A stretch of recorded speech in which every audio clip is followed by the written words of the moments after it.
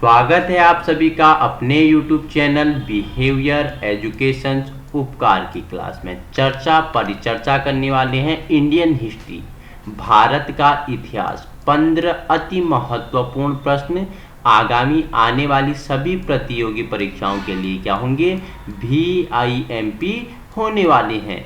देखिए प्रश्न तो 15 हैं आपके लिए, लेकिन व्याख्या सभी प्रश्नों की जाएगी। ठीक है, जो आपके लिए इम्पोर्टेंट है उन सभी प्रश्नों की व्याख्या की जाएगी, जिससे आपको क्या कनेक्ट करते हुए चलेंगे। जुड़ जाइए फटाफट, एक सकारात्मक ऊर्जा के साथ कॉपी कलम उठा लीजिए और नोट्स बनाते हुए चलना है। शॉर्ट ट्रिक भी यूज करेंगे, जहां आपको शॉर्ट ट्रिक पे समझना होगा वहां शॉर्ट ट्रिक आपको बताया जाएगा। प्रश्न नंबर पहला है आपके लिए, पूछ रहा है सर्वाधिक स्वर्ण सिक्के किसके शासनकाल में जारी हुए थे।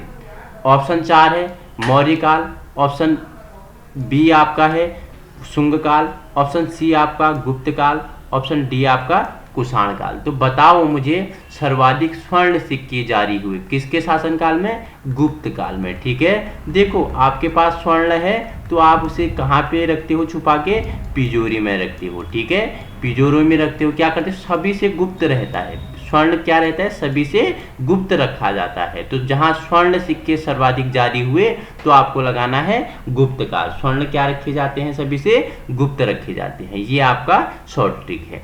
प्रश्न नंबर दूसरा है आपके लिए, ऋग्वेद की कुछ हस्तलिखित प्रतियों में परिशिष्ट भी जुड़े मिलते हैं, जिन्हें कहते हैं क्या, खिल कहते हैं, निरुक्त कहते हैं, शिक्षा कहते हैं या मंडलाशिष्ट कहते हैं। क्वेश्चन तो आपसे ऋग्वेद से संबंधित है। तो ऋग्वेद क्या है, तो एक वेद है। क्या है, एक वेद है। वेद का अर्थ क्या होता है, ज्ञान होता है। वेद का अर्थ क्या होता है, याद रखना, ज्ञान होता है। वेद कितने हैं, 4 हैं। ठीक है, कौन कौन से हैं, ऋग्वेद है। ठीक है, सबसे पुराना वेद कौन सा है, ऋग्वेद है, जिसकी रचना लगभग कब 3500 साल पहले हुई थी। ऋग्वेद में कितने मंडल, 10 मंडल, और कितने श्लोक, 1028 श्लोक आपके क्या है, ऋग्वेद में हैं।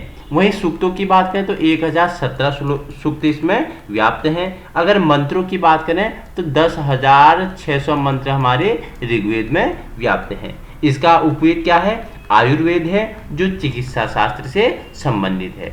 तो मैंने आपको क्या बताया, ऋग्वेद के बारे में क्या इतनी जानकारी दी है। ऋग्वेद के 7वें मंडल से प्रश्न पूछता है, जिसमें क्या दशराग युद्ध का उल्लेख है।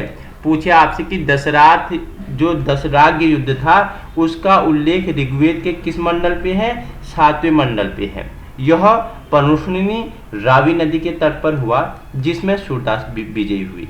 दशराग यज्ञ था, जो युद्ध था, जो वो किस नदी के तट पर हुआ था, तो रावी नदी के तट पर हुआ था। ठीक है, याद रखना, इतना आपके लिए इंपॉर्टेंट होने वाला है। तो चलो, मैं पूछ रहा था आपसे, ऋग्वेद की कुछ हस्तलिखित प्रतियों में परिशिष्ट भी जुड़े मिलते हैं, जिन्हें क्या कहते हैं। ऑप्शन ए आपका राइट आंसर हो जाएगा, जिन्हें क्या कहा जाता है, खिल कहा जाता है। प्रश्न नंबर तीसरा है आपके लिए, ऋग्वेद के 8वें मंडल के अंत में जो परिशिष्ट मिलता है उन्हें कहते हैं। ठीक है, 8वें मंडल में जो क्या मिलता है, परिशिष्ट मिलते हैं, उन्हें क्या कहते हैं, अठमंडल खिल कहते हैं, बाल खिल्य कहते हैं, सूक्त कहते हैं, पुरुष सूक्त कहते हैं, या ऋचा खिल सूक्त कहते हैं। फटाफट बताइए मुझे, ऋग्वेद के 8वें मंडल के अंत में जो परिशिष्ट मिलता है उन्हें कहा जाता है। क्वेश्चन नंबर 3 का आंसर लगाएंगे तो ऑप्शन बी आपका राइट आंसर हो जाएगा, उन्हें क्या, बालखिल्य कहा जाता है। क्वेश्चन नंबर 4 है आपके लिए, सामवेद में मौलिक मंत्रों की संख्या कितनी है। सामवेद में मौलिक मंत्रों की संख्या बताना है। ठीक है, सामवेद का उपवेद क्या है, उपवेद आपको लगाना है गंधर्व वेद। ठीक है, गंधर्व वेद इसका क्या है, उपवेद है, किसका, सामवेद का। तो जानते हैं थोड़ी सामवेद के बारे में। देखो, संगीत शास्त्र से इसका संबंध है, यह एक गेय ग्रंथ है, इसके गान विधा का भंडार है। इसमें क्या है, गान विधा का भंडार है। यह भारतीय संगीत का मूल है। ऋचाओं के गायन को ही साम कहते हैं। इसकी 101 शाखाएं थी, परंतु आजकल 3 ही प्रचलित हैं। कौन कौन से, कोथमीय, जैमिनीय और राणानीय। ठीक है, राणानीय, इसकी क्या है, 3 ही शाखा प्रचलित हैं। देखो पूर्वार्चित में इसमें 4 कांड है, आग्नेय कांड, इंद्र कांड, पवमान कांड और आरण्य कांड, 4 इसमें कांड हैं। और अगर पूछे तो कुल मंत्र कितने हैं इसमें, तो बता दो 1875 मंत्र। सामवेद में कुल मंत्र कितने हैं, 1875 मंत्र है। मौलिक मंत्र कितने हैं, 75 मंत्र। आपका ए राइट आंसर हो जाएगा। ठीक है, क्वेश्चन 5th की ओर बढ़ते हैं। यजुर्वेद की शाखाएं हैं, तो option A Kathaka, option B कपिटल, ऑप्शन सी मैत्राई, ऑप्शन डी आपका तैतरीय। तो बताइए मुझे कि जो यजुर्वेद है इसकी शाखाएं हैं, ठीक है, तो चारों इसकी शाखाएं हैं। ठीक है, चारों आपका क्या हो जाएगा, राइट आंसर हो जाएगा। काठक भी है, कपिटल भी है, मैत्राई भी है और तैतरीय भी है। ठीक है, यजुर्वेद की ये शाखाएं हैं। यजुर्वेद के जो पाठ करता है उसे क्या कहते हैं, अधर्व्यु कहा जाता है। यजुर्वेद के पाठ करने वाले को क्या कहा जाता है, अधर्व्यु कहा जाता है। इंपोर्टेंट है, पूछ लिया जाता है। जो यजुर्वेद के पाठ करते हैं उन्हें कहा जाता है क्या, अधर्व्यु। इसमें 2 भागों में विभक्त किया गया है, एक कृष्ण यजुर्वेद, एक शुक्ल यजुर्वेद। कृष्ण यजुर्वेद आपका गद्य में व्याप्त है, जिसका संकलन महर्षि वेदव्यास ने किया था, और शुक्ल यजुर्वेद किसमें, पद्य में है। यजुर्वेद के उपवेद की बात करें तो धनुर्वेद है, जो युद्ध शास्त्र से संबंधित है। ठीक है, इसमें 101 शाखाएं थी, परंतु वर्तमान में केवल 5 शाखाएं हैं। मैंने बताया कौन कौन सी, काठक हो गया, कपिटल हो गया, मैत्रायणी और तैतरीय हो गया, और बाजसनेयी। एक और लिख लेना, 5 है इसकी। एक है आपका बाजसनेयी। ठीक है, इसमें कितनी शाखाएं, वर्तमान में 5 शाखाएं।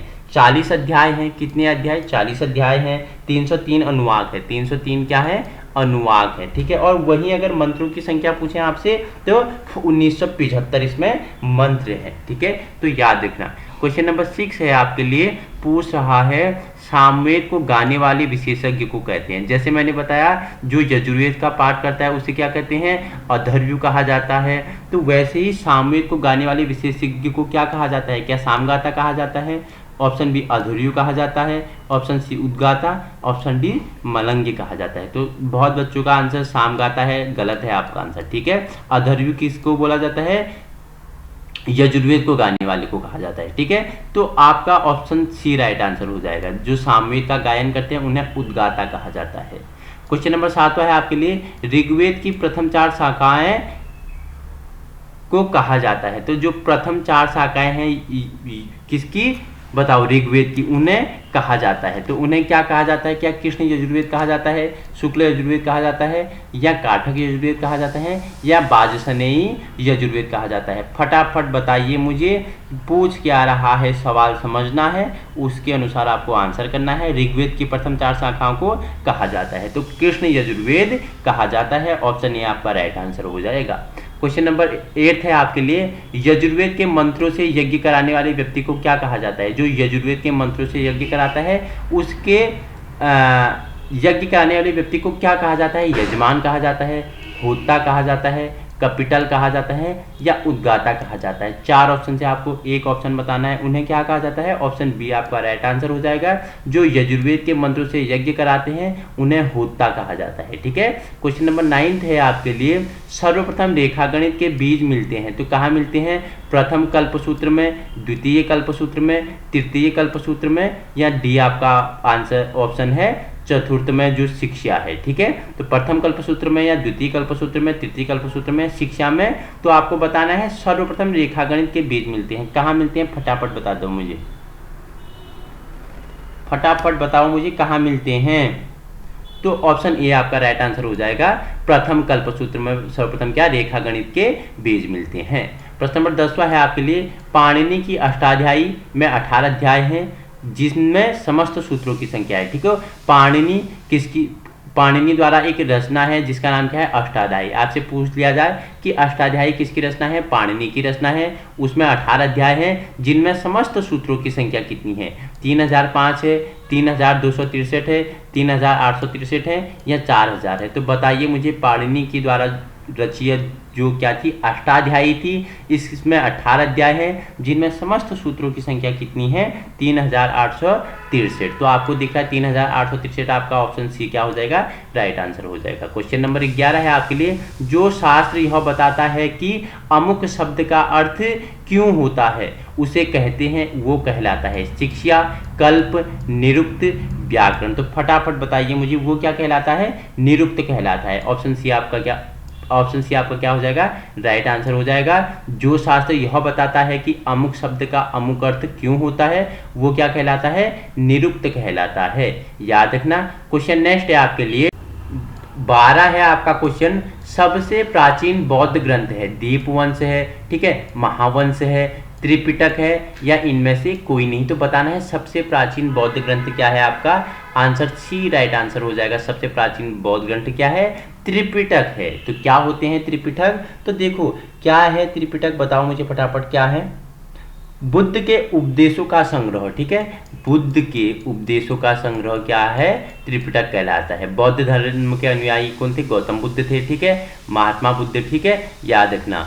तो पूछ रहा है क्या, जो त्रिपिटक हैं क्या होते हैं, मैंने पूछा बुद्ध के उपदेश हैं, ठीक है, 3 पिटक थे, विनय पिटक, सुत्त पिटक, अधिधम्म पिटक। विनय पिटक जो है उसके वो कौन है, उपदेश को संग्रह करने वाली उपाली हैं जिनमें क्या नियमों के बारे में है। सुक्त पिटक आनंदी ने इसका क्या किया, संग्रह किया, जिसमें उपदेश के बारे में बताया गया है। वहीं अधिधम्म पिटक की बात करें तो मोगली पुतिस ने इसका क्या किया, संग्रह किया। बौद्ध दर्शन के बारे में इसमें चर्चा परिचर्चा है, ठीक है।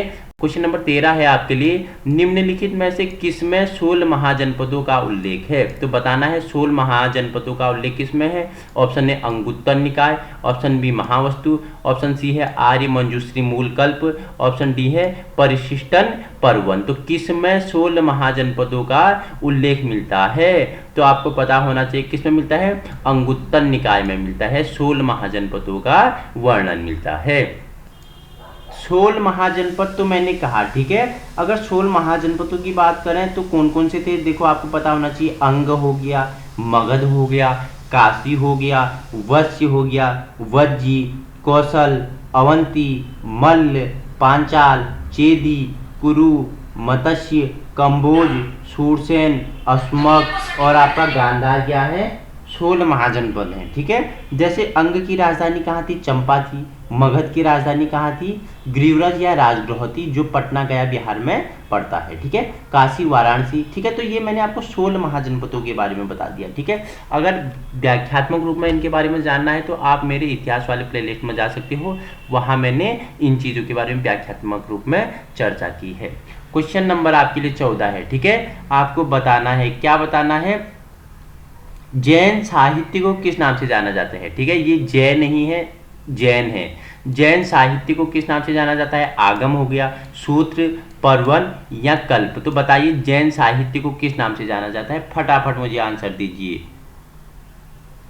तो आगम, ऑप्शन ए आपका राइट आंसर हो जाएगा। जैन साहित्य को क्या, आगम नाम से जाना जाता है। क्वेश्चन नंबर आपके लिए अंतिम है, परिशिष्ट पर्वन की रचना की है, शमेंद्र ने की है, हेमचंद्र ने की है, स्थूल बाहु ने की है या भद्रबाहु ने की है, ठीक है, भद्रबाहु ने की है। तो परिशिष्ट पर्वन की रचना किसने की, फटाफट आंसर बता दीजिए। बहुत अच्छा, आपका बी राइट आंसर हो जाएगा, हेमचंद्र ने परिशिष्ट पर्वन की रचना की है। तो दोस्तों हमारे 50 क्वेश्चंस हमने क्या किए, कंप्लीट कर लिए हिस्ट्री से, जिनकी हमने व्याख्या की, सभी प्रश्नों की व्याख्या की, करेक्ट करते हुए चले, ठीक है। इसी प्रकार की वीडियो चाहिए तो समय पर नोटिफिकेशन पाने के लिए आपको चैनल को क्या सब्सक्राइब करना पड़ेगा, तभी आपको क्या पता चलेगा कि हमारे यूट्यूब चैनल पे कब कब वीडियो अपलोड होते हैं, जो आपकी परीक्षाओं की दृष्टि से क्या होते हैं, VIMP होते हैं। हमारा उद्देश्य आपको व्यवहारिक शिक्षा प्रदान करना है और एक मजबूत स्तंभ के रूप में क्या करना है, तैयार करना है, क्योंकि आप सभी प्रतियोगी परीक्षाओं के लिए क्या हो सके, मजबूत हो सके, लड़ सको, ठीक है। Thank you so much.